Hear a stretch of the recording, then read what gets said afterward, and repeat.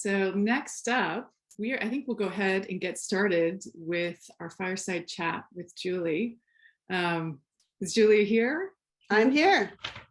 Awesome. Thank you again for joining us. Really looking forward to this chat.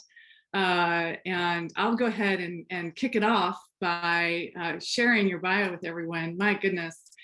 So everyone, Julie Larson-Green has pioneered innovation in products that billions, and that's billions with a B, of people and companies that use them every day, including experience management, Microsoft products, including Office, Windows as SaaS, and Xbox and Surface as hardware and software experiences. She's a leader in driving design-led product development, incubating and building new product categories like experience management. And her career-long philosophy of people first, technology second continues to resonate in the engineering discipline. Her expertise in blending human experience with technology are redefining things like AI, ML, NLP, and mixed reality experiences today. She's advising companies on how they can scale their leadership practices, engineering and product development led by human experience design, and people operations to drive and deliver explosive growth. She is currently the Chief Technology Officer at Magic Leap, after serving as the Chief Experience Officer at Qualtrics, taking the company through both a sale to SAP and an IPO. And of course, after spending 20 plus years as an executive at Microsoft. Wow, Julie, thank you so much for joining us. Please, everyone, join me with a virtual applause for her joining today. Thanks, everybody. Yeah, thank you so much. All right, well, so I'm just going to jump in and start with some questions. So, gosh, you've seen and been a part of many significant innovations and milestones in tech in your career, from software on a disk to SaaS, oh my goodness, to the rise of online gaming and cloud-based businesses. So tell us about like the most significant shifts you've been a part of. Oh boy, I mean, I've been doing this for a long time. You could go all the way back to my first job. I worked at a company called Aldus here in the Seattle area. It was a startup that made a product called PageMaker, which many of you aren't even going to know. But that was kind of the desktop publishing revolution, where people started taking things that were not digital and making them digital. At first, laser printers, all that kind of stuff. So there's been many shifts over, I don't even hate to tell you how long it's been, since the early 80s that I've been doing this. But I think some of it, the biggest shifts that I've seen have been the shift from shrink wrap software, on disk software, to cloud-based software. That would have to be one of the biggest shifts. Some companies are still undergoing that shift. The first thing they do is they go from shrink wrap software and disk, which no one sees anymore, but then they still continue shipping online and just use online as a downloadable version of the things that they were doing before. So it didn't really make the shift. It really makes the shift when you are using services to augment the experience in a real-time fashion. So that would be one. I think the advances in hardware that have made it possible for new kinds of experiences. Of course, everyone brings up the iPhone and touch experiences, but the things that are happening now, the foray in from, kind of the console-based gaming back to the PC gaming, back to on-device gaming, back to VR gaming, AR gaming, how hardware and software together are creating new kinds of shifts that we haven't, that's been happening and continues to happen. And then I think the biggest shift I have seen until Web3 shift has been the shift around using machine learning and AI to change the way that engineering thinks about what they're building. And so instead of building all the primitives, it's more of a learning model where experiences are based on the data and information that you put into the experience and extrapolating from that for what people want to do. So saying a higher level of abstraction.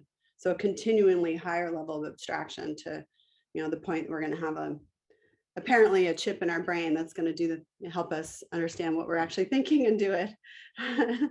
So I guess those are the three that I would say. Software as a service, immersion in technology plus software plus hardware, for new kinds of experiences, and then higher level of abstraction on top of a user intent. Got it. So just following on to that, so given that you've been part of and driven several shifts in engineering culture, what led you to build teams around design-led development and user experience? It's funny, when I was a developer before I went to Microsoft. And when I got to Microsoft, there's all kinds of great technologists, like everyone, was really good at what they could do. And I thought the thing that I could uniquely bring to the table was that connection between what users wanted to do and what the technology was capable of. And so that's where I chose to focus most of my career on the what people wanted to do with it. It's great that we can give them all these check boxes, radio buttons, and different things that they can do to create their own experience, but most people aren't that excited about the technology itself. It's mostly what the technology can do. That would be one. And then I think the other one is just what I've learned over the years is the platform thinking is key, and not thinking about just what you're delivering, but what others can do to extend the experience on top of what you're doing. Got it. So then, we've got a room full of founders focusing on Web3 and all things related to that. And there's so many different categories that go into that. But I'm curious, what sort of trends are you watching currently closely, and that's why? Well, with my role at Magic Leap, of course, I'm watching the 3D immersive AR market.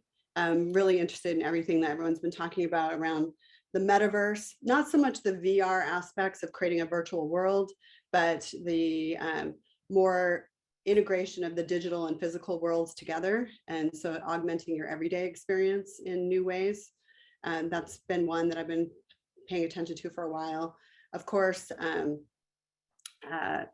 AI and machine learning, like I said before. And then the other one that I've been really looking at, mostly not in my jobs, but in my advising and board roles, has been things where technology has underserved the market. So there's places where technology really hasn't made the dent that we hoped it would, whether it's medical, which is starting to pick up, and some convergence is happening around data, but also in agriculture. Ag tech is another place that I've been looking at. I also have done a lot in looking into fashion, which sounds, that's a girl thing to do, but it's really about the environment and creating a sustainable world, and because it's the biggest polluter out there. And so things where I can spend time on income inequality, environment, educational inequality, those are the places that I've been watching the trends and the things that I've been doing. So tell us more about Magic Leap, your role there, and kind of what role it plays in Web3. Let's see, I could talk about it all day. I thought I retired, so this is kind of a new role for me. And Mike's like, yeah, you told me you were retiring, Julie. But I started out helping Peggy Johnson, who took over as CEO at Magic Leap about a year and a half ago. I started helping her about a year ago. And then in September, she asked me if I would take on the CTO role. And by then she'd sucked me into it. And we're having a lot of fun. But it's basically an opportunity for us to build experiences in a new way, and a new open source way, where everyone can contribute to this virtual environment that exists inside the physical environment, where you keep track and own your data. There's a lot of opportunity for us to set up those standards and set up those norms that we never got a chance to do, with that kind of evolved over time with PCs and phones and iPads and all the like, where we get a chance to just kind of start over in how we're going to build those digital experiences seamlessly in with the rest of your life. And so I think some of the technologies are very exciting for us to think about and help lead in the definition of what this new world looks like. That's gonna be fun. Definitely. But it's definitely, that platform approach, right? Where we want to open platform and be able to connect not just to one world, but connect all the worlds and create a view onto those worlds with our device. Yeah, that makes a ton of sense. So well then, what suggestions or insights do you have that would help early founders in Web3 be more successful?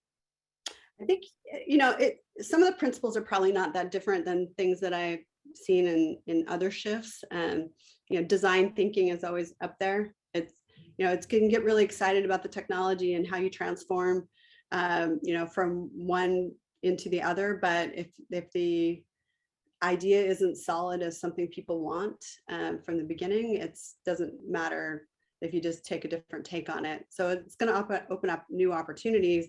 But I think don't rush like the early 2000s to like webify everything. Not everything makes sense. So really start with that why. Why would the customer care? What are the things that, what would you say to a user who maybe is not as steeped in the technology about why they should be interested and why they should think differently about this new world and why it would matter to them. Some people are really excited just to jump on to the next thing, but in order for mass adoption, it actually has to be better than the existing set of workarounds that they're already living in their life. So yeah, I always love that sure. book, that Simon Sinek book, Start with Why. Right. It's definitely a good one. Well, and so it's often said, you know, kind of this time is similar to the dot-com boom era and the early rush to participate, and, you know, just a lot of different ideas that were coming out of nowhere. But I'm just wondering, you know, any hard-won lessons from that time that might apply now? Sure. I mean, I think everyone wants to, you know, oh, first mover advantage, hurry, it's going to be late. If you haven't already got an NFT, you're out of luck.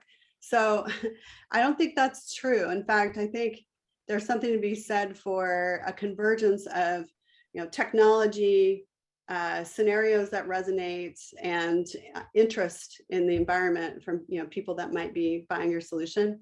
So if I look back on, you know, things that happened at Microsoft, you know, we did the first tablet, the first smartwatch, the first smartphone, but those aren't the ones that really hit.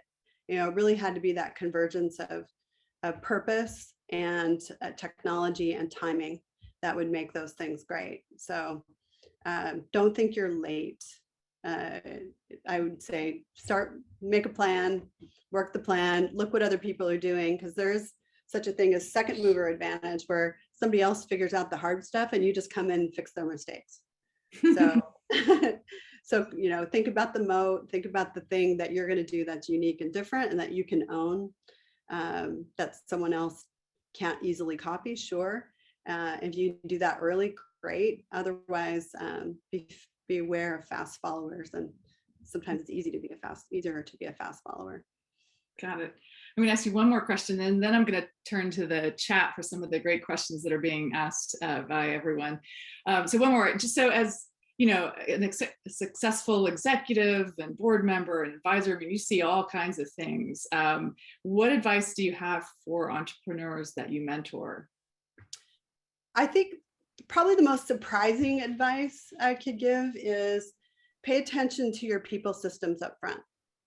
So most of the companies that I have advised or boards that I'm on, they have been so focused on technology and revenue and fundraising that they kind of leave the people side of things till later. And they end up with these really hairball systems of, you know, people coming in at different levels, people coming in at different salaries doing the same jobs, people coming in with no standardized way of giving out RSUs or raises or promotions. It's kind of a jumbled together system that ends up slowing you down when you actually start scaling.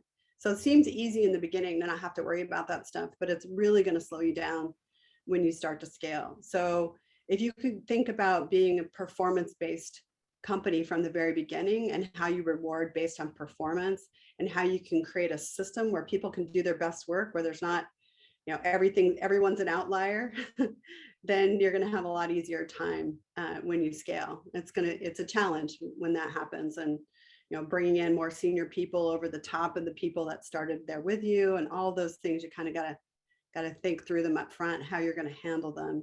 And that will make things easier on you down the road. So that makes a ton of sense. Okay, so a couple questions from the chat. So Vic asks, how long do you think it will take an immersive AR device like the ML2 to cost about $200 to $300 per device?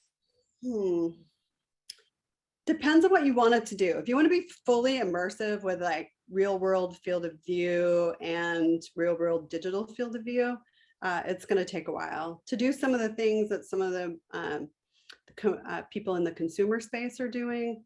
I mean, they can make some of those things now. You're just not going to have the sensors and all the different things that really make it a wearable spatial computer. Where it's going, where you're walking around with something on your head and it's taking in mapping the room, understanding the objects in the room, augmenting them digitally, understanding has an altimeter, it knows your heart rate, it knows, all the things it knows about you walking around to make you a superhuman.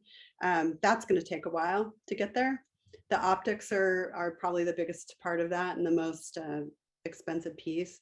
And it is a different kind of device to really do those kinds of experiences. It's not an accessory. I think a lot of people think of it as an accessory to a phone or a PC, but a truly wearable computer is really something different than if you're going to use it for gaming or something else. So I think it'll be a while for our PCs. I guess we had $300 PCs for a while. They weren't so great. So it's not an accessory. What would that's the difference, I think, is we think about it as a wearable PC. I mean, it's just out in the world, absorbing and sensing and redrawing, and so it's a different beast than a VR headset or a pair of Google Glasses or something.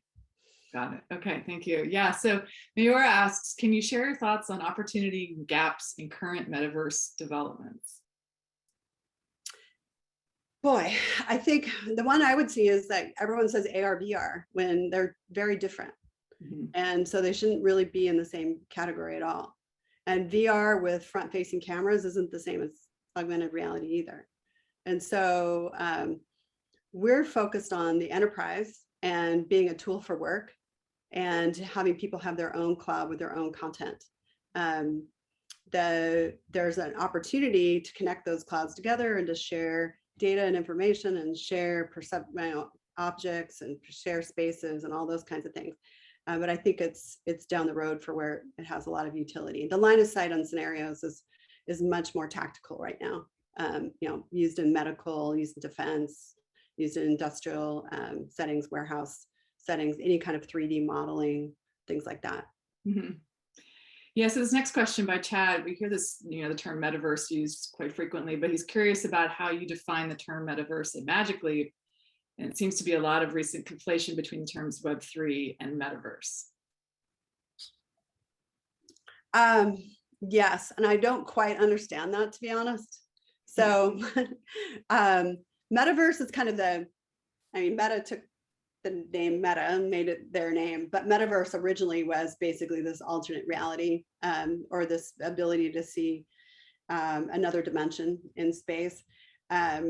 Magic Leap started out with the idea called Magic Verse. If you go back to the early Magic Leap 1 stuff, it's the bones of all the different verses is kind of in there. And NVIDIA has Omniverse.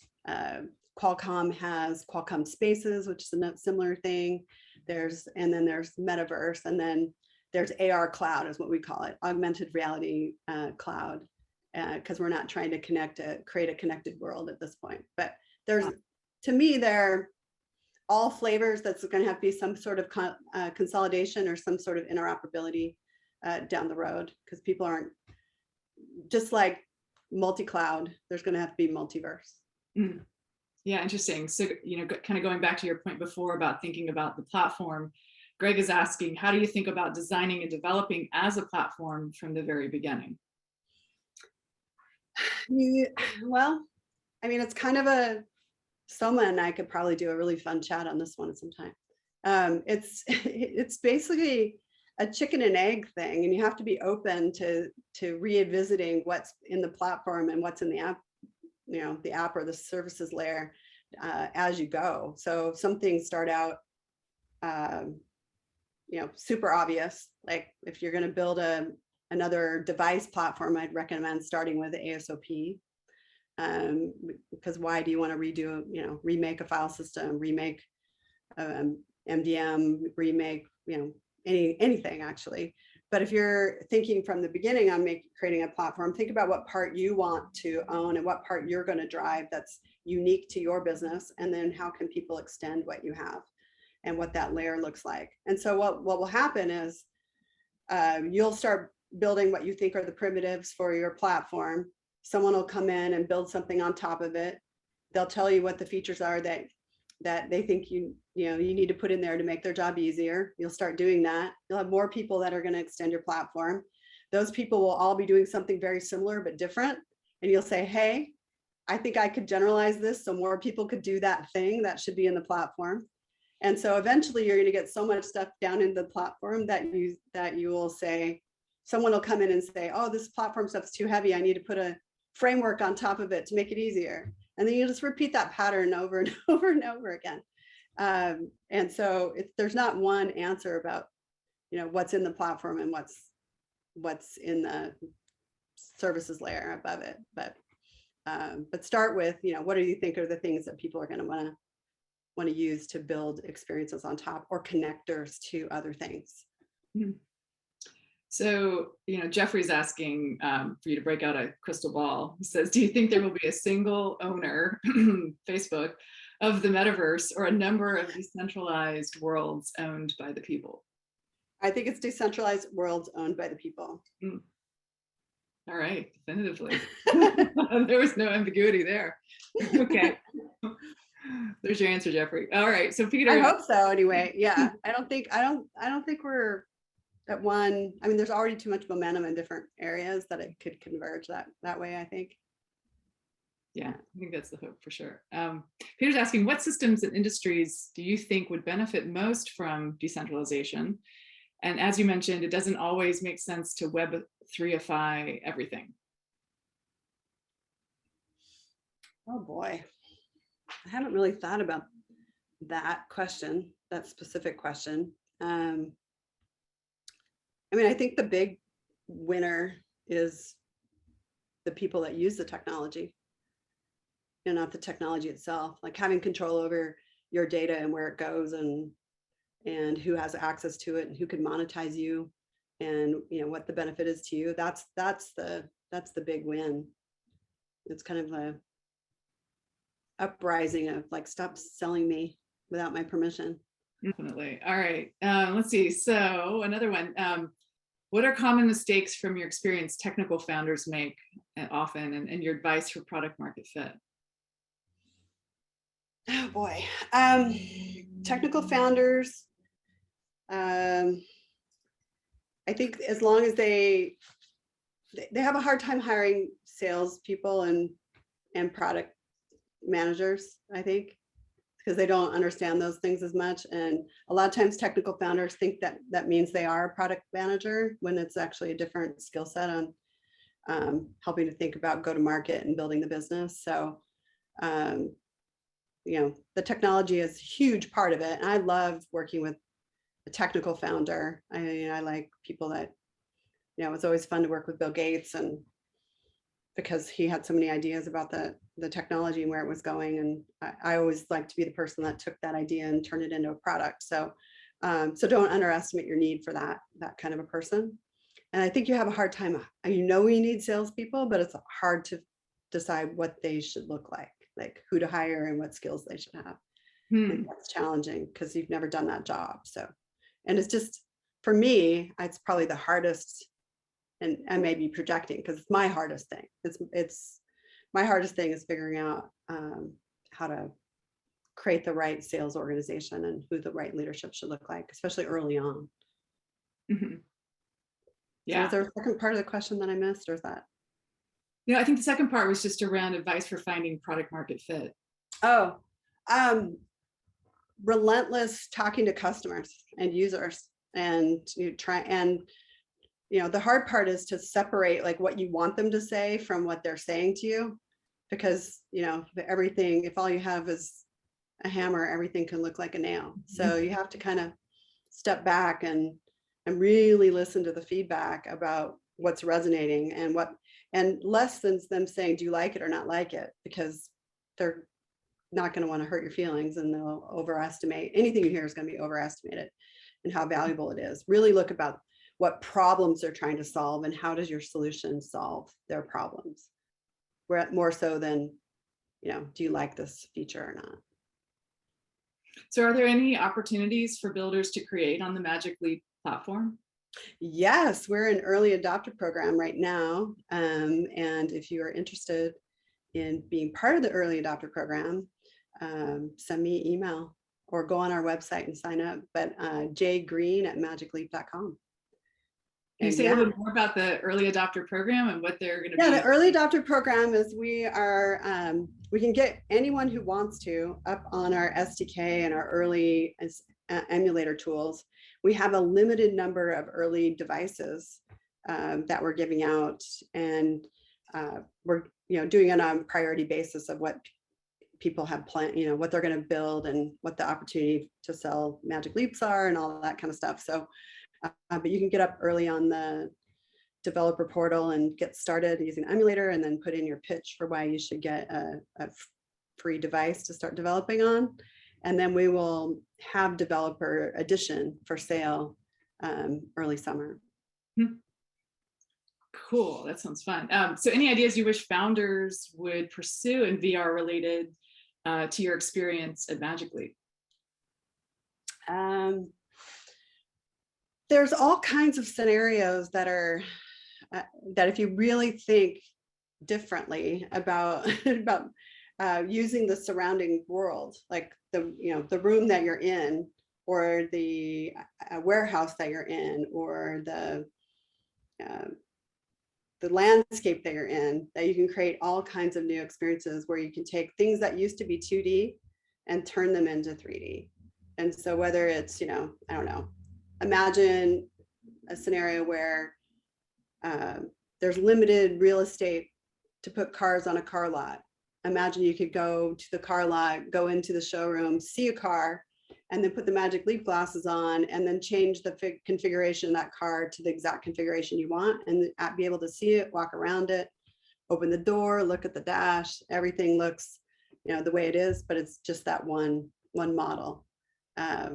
Simple things like that, all the way to being able to thread a catheter through a life-size heart rather than trying to do it through a 2D screen and watch where the catheter is going. You could have a 3D heart model right there over the patient where you're doing it right into the heart. And so there's all kinds of crazy stuff, and I can hardly wait to see the kind of imagination that people have and being able to use this new medium for that. Yeah, I actually think there's a similarly themed idea within the group today that's focusing on some of those training things in medical fields. So I'll be excited to hear what you think some of that. Awesome. Yeah, so another follow-on question from Ryan: will hardware solutions in VR, AR always be the rate limiting factor? And do you believe in decentralized hardware teams, or are the capital restraints too high? Decentralized hardware teams, as in like people in remote locations, decentralized, or building hardware, multiple kinds of hardware?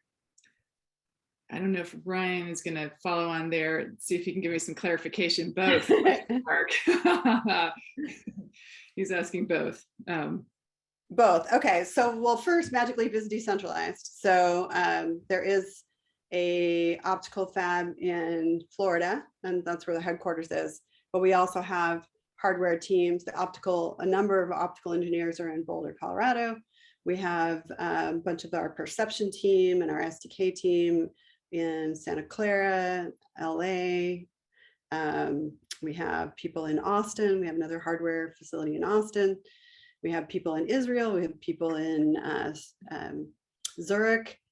We're hiring, by the way. So if you know anybody that loves this space, and so it's worked really well. And one of the ways that it's worked super well, our assembly factory is in Mexico. And so one of the ways it's worked really well is we can use the Magic Leap device to have design meetings. And so we can look at the design of the Magic Leap device and all get together and talk about various pieces. We can blow it up big. we can walk around it, we can go inside of it, we can do all these cool things. And same with the factories. You can put the Magic Leap device on, you can see how the machines are running, get data off the machines and show where we're at. So you don't have to be there in order to make it happen. Of course, you know, we do like to get together and have fun. So we are. And then as far as the platform, I would love to have many different devices operating on top of the same AR cloud model. So I don't think one device fits all. I think, and Magic Leap doesn't have to build them all. I think if we're going to build this world, it's going to be decentralized in the number of different endpoints. And so that's some of the thinking that has to go into the platform is how do you scale it from, you know, the simplest like monocle over the eye, you know, over the eye kind of work instructions all the way up to this like immersive experience where it feels like the digital and physical worlds are merged. So Gabe is asking, what are the most important things you look for in first hires when growing a team? How smart, just super smart, like how driven they are, like, you know, how eager they are to learn. I think that's probably what I look for the most, even in senior hires, like people that want to learn and have shown some sort of aptitude for getting over obstacles. Like I love resumes of the folks that have, you know, worked while they were in school or had to overcome some sort of obstacle to get where they were, because it shows a lot of resilience. So that, and I like to look at their track record of stick-to-itiveness. Like if they're skipping, you know, every 6 months or a year to a new job, that's a warning sign for me. And if they have a good story and it makes sense, I can, you know, there's reasons why things happen that make sense. But if it's just, I only like to do the beginning of something and I don't like to finish, which is a lot of it, then I pass. But, you know, people that are curious. Yeah, got it. That makes a ton of sense. So Peter's asking, what are your thoughts on commerce in the metaverse? And from your time at Magic Leap, do you see demand from customers to enable metaverse to physical commerce experiences?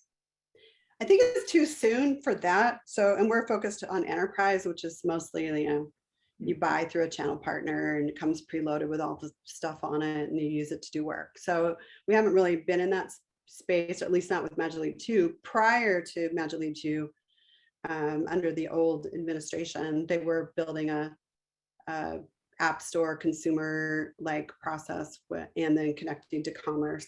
I do think, I mean, one of the things I think is kind of cool is, you know, maybe again, merging the digital and physical worlds together is something that's super interesting. Like if I want to go, you know, why can't I go shopping and buy a virtual version as well as a, you know, a digital version of something as well as the physical version, or in addition to it, and bring it back, you know, to my house and be able to view it there in my home, just like I do, you know, my other artwork or my other items that I've purchased. So I do think that there's an opportunity for that. What's the coolest use of Magic Leap devices you've seen yet?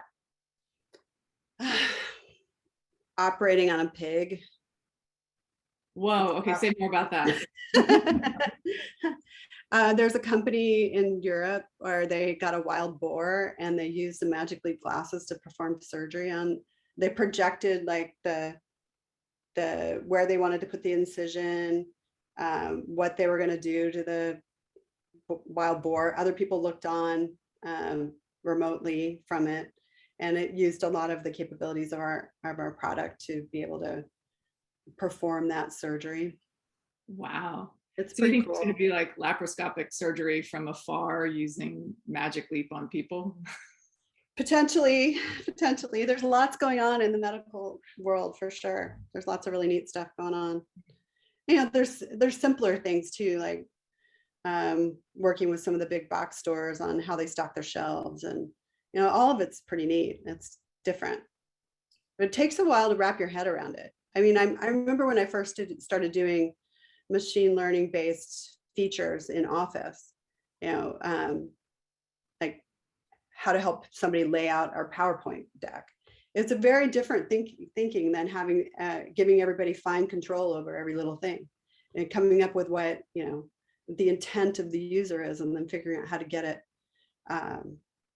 done in the quickest way possible with the least number of steps and the most accurate way is a hard way of thinking about things.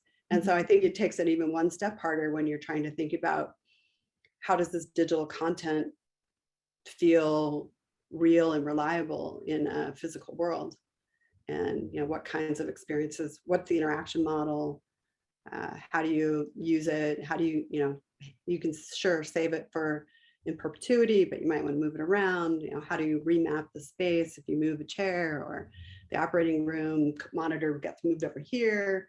What are you going to do to quickly remap? And it's just a different way of thinking. It takes time. So what of the use cases do you think have staying power, and which use cases do you hope to see next? Well, I think anything around 3D, anything that's today is done as 2D, like fake, 3D, fake 3D, like things that are 3D on your screen, but are actually on a 2D screen. I think there's opportunity in every single one of those. So, and then there's also opportunity in training and remote assist. So, basically what was that game show where you could call a lifeline, that kind of thing. Like you're working on something and you forget how to do it. So you can call somebody on a phone or an iPad and say, hey, look right here. Here's the thing I'm having trouble with. Do I turn that to the left or do I turn that to the right? I think that will be huge because of that real world view, and having them be able to participate in that, actually point for you in space using their iPad or their iPhone, not have everyone have Magic Leap glasses to do that. I think those are, some of the, there's going to be more. I can't even, all kinds of them. Like go to a concert. Like car repair would be a good one for me too. Oh, for sure. Or imagine like, a B2B to C scenario where if you think about it, like people musicians, they want to do tours, and it's very, very expensive to do like a world tour if you're, name your favorite band. So, and it's very exhausting and tiring. It uses a lot of resources and a lot of carbon footprint and all these sorts of things. Imagine if we could all go to the stadium with Magic Leap on, and then the performer is virtual, but seems real. The music is coming, out like speakers, like it normally would, and the performances, the performers themselves are virtual. So not the VR one where you're like go into a world and it's all a fake world and you're the only person in it. You're actually with other people, and the exciting part of being with around other people, having that experience. And then think of all the kinds of savings you could have. You could have pyrotechnics and all these other things, but they would seem real, but they wouldn't be real. So you improve safety as well for the people in the concert. But so I think there's lots of things that can happen that feel more natural than being in a VR world. Plus you don't get as nauseous because since you're grounded in the real world, you don't have that problem with the nausea that you get from VR. I'm highly sensitive to it. Yeah, I know a lot of kids who are. So I'm just curious, does that solve it for many, or at least some? Yeah, for a much wider percentage of people. So. Okay. Well, I'm going to take one more question from the chat, and then we'll wrap it up. So the question is from Mayar: can you share tips and tricks on finding mentors for a startup? Boy, ask around. Don't be shy to reach out and ask someone that you have admired their career, or someone that that knows somebody that you'd like to meet. And don't be shy about it. Most of my mentors that I've had in my career didn't even know they were my mentors. I just liked watching them and what they did. And, I like how this person runs this meeting. I like how this person thinks about this, just kind of absorbing all around. And then when I found someone I really wanted to know more about what they did, I would reach out to them and say, how did you learn about that? What do you think is important about that? Or here's a problem I'm having with, what do you think? So I think it's just not being shy and taking the risk. Most of the time when you ask someone for help, humans are basically wired to want to help. Not always, there's exceptions to every rule, but for the most of the time you won't be disappointed. So in wrapping up, is there anything that I didn't ask that you wish you could say, or advice you wanted to share in your final thoughts? Boy. No, I think it's, I mean, I wish I had been born a little later, so I would have been in, going out trying to be a founder in this space. I never really had the guts to be a founder, and so I applaud you all. Like, I always liked making other people's stuff better. I never tried to make my own thing, and I kind of regret that. So I really am excited to see what you guys do, and kudos to you for having the confidence and to go forward. And let me know if I can help you in any way.